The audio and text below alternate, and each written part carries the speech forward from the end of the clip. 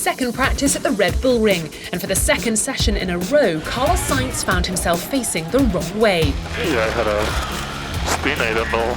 Maybe I touched the gravel.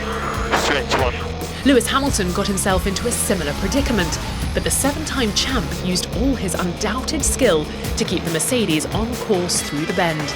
Nikita Mazepin wasn't so lucky, his Haas spinning through the stones as he pushed to improve through Turn 5. Turn 3 also proved tricky to judge, Hamilton taking full advantage of the runoff, Charles Leclerc cutting the inside and bouncing across the track, and current championship leader Max Verstappen sending his Red Bull wide of the mark. Turn 6 caught Nicholas Latifi out, but it wasn't just Sector 2's tight turns that caused drivers problems.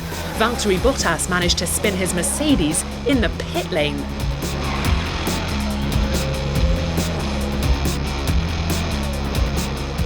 Charles Leclerc did his best to keep Spielberg litter-free, a tear-off strip from his visor getting caught in the rear wing of his Ferrari.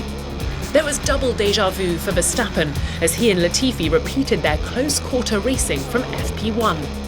And it was the Dutch wunderkind who again topped the timing table with a lap time of 1 minute 5.412, some 0.3 faster than his nearest rival, McLaren's Daniel Ricciardo. Esteban Ocon managed P3 ahead of Hamilton, completing a fine afternoon's work for Alpine with Fernando Alonso P5, ahead of his old rival Sebastian Vettel, P6 for Aston Martin, just ahead of Lando Norris, Lance Stroll, Sergio Perez and Antonio Giovinazzi.